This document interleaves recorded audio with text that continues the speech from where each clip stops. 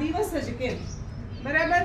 તો પૂનમબેને વાત કરી હમણાં તમને કે શીખ ધર્મના 10મા ગુરુ કોણ હતા?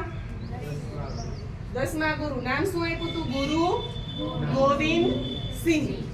શીખ ધર્મના જે 10મા ગુરુ ગોવિંદ સિંહ હતા ને, એને 4 પુત્ર હતા. કેટલા પુત્ર હતા? 4. આપને ખબર છે પહેલાના જમાનામાં મુગલો ભારત ઉપર આક્રમણ કરતા, ભારતમાં રાજ્ય કરતા અને એમને અલગ અલગ રાજાઓ સાથે સંઘર્ષ થતો. તો એમાં ગુરુ ગોવિંદ સિંહ સાથે પણ આવી લડાઈની શરૂઆત થઈ. એટલે ગુરુ ગોવિંદ સિંહ અને એના પુત્રો અને એનો પરિવાર ત્યાંથી નીકળી જાય છે આક્રમણથી બચવા માટે. બરાબર. પછી એમાં એવું થાય છે ગુરુ ગોવિંદ સિંહ અને એના 2 પુત્રો જે છે, અજીતસિંહ અને એક બીજું નામ હોય છે, એ તો એમની સાથે જ રહે છે. પરંતુ આજે ફતેહસિંહ અને જોરાવરસિંહ 2 નાના બાળકો છે, એના દાદી માત્ર 7 વર્ષનો અને ફતેહસિંહ છે એ માત્ર 5 જ વર્ષનો હોય. મેં તમને કીધું હતું ને, આટલા નાના બાળકો. હવે જોવો વાત કેવી છે, કેવું બલિદાન છે એનું, કેવું એનામાં વીરતા છે, શૌર્ય છે. એ વીરતાની વાત અહીંયાથી શરૂ થાય છે અને જેલમાં રાખવામાં આવે છે. એની દાદીમાં એનો જુસ્સો ન ભાંગે ને એટલા માટે એના પરિવારમાં જે તેગ બહાદુર ને બધા થઈ ગયા ને, એની વીરતાની સ્ટોરી કહે છે કે તારા દાદા આવા હતા, એને આવી શૂરતાપૂર્વક લડાઈ લઈ લીધી. શું કામે?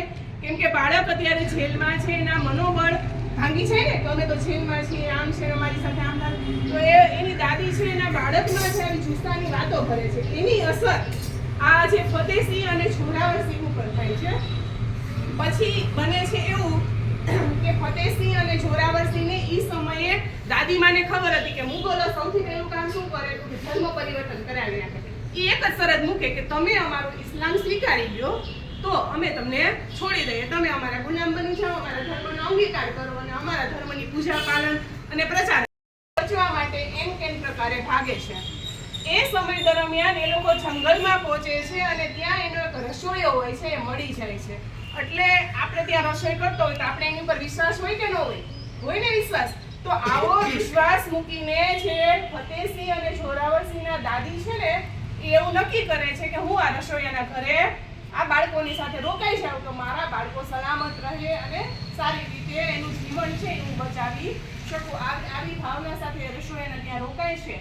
બને છે એવું કે એ દાદીના પાસે સોના મહોરો હોય, તો આ રસોઈયો છે એની લાલચમાં આવી જાય અને સોના મહોરો છે એ પડાવી લે છે એની પાસેથી.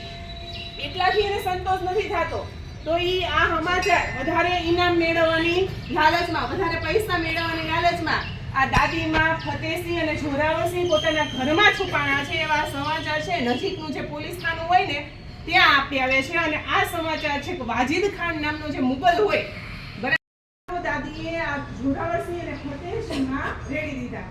બીજા 3-4 દિવસ પછી એવું બને કે બાળકોને વાજિદ ખાનની સામે હાજર કરવામાં આવે અને શરત મૂકવામાં આવે કે જો તમે મુસ્લિમ ધર્મ, જેમ દાદીએ કીધું તો એમ જ એ સિચ્યુએશન આવે, એ પરિસ્થિતિ આવે કે જો તમે મુસ્લિમ ધર્મ અંગીકાર કરી લો ને તો અમે તમને કંઈ કરશું નહીં, નતર તમને સજા ફરમાવવામાં આવશે. બાળકો એમ પ્રકારે કોઈ પણ સજા થાય તો પણ એના માટે તૈયાર હતા, પણ એને મુસ્લિમ ધર્મનો અંગીકાર કર્યો નહીં. પછી બને છે એવું બાળકોને વચ્ચે ઊભા રાખવામાં આવે, એક કડીઓ બોલાવવામાં આવે અને બાળકોની ફરતે દિવાલ ચડવામાં આવે.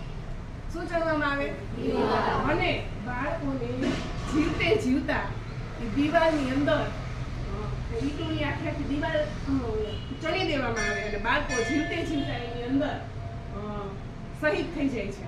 પરંતુ પોતાનો ધર્મ નથી છોડતા, પોતાની દેશભક્તિ નથી છોડતા. સમજાય છે? કેટલા વર્ષના બાળકો છે? માત્ર 7 વર્ષના અને માત્ર 5 વર્ષ. આ શૌર્ય છે એનામાં, આ શહાદત છે એનામાં, આ વીરતા છે પોતાના ધર્મ પ્રત્યે, પોતાના દેશ પ્રત્યે અડીખમ રહેવાની. અને એટલા માટે જ આપણા માનનીય વડાપ્રધાન શ્રી નરેન્દ્ર મોદી છે ને, એણે એવું નક્કી કર્યું કે જો આવા બાળકો આપણા ભારતના ઇતિહાસમાં આવા સરસ વીરતાના પાત્રો હોય તો એની યાદમાં વીરતા દિવસ શું કામે ન મનાવવામાં આવે. તો હવે તમને મહત્વ સમજાણું કે વીરતા દિવસ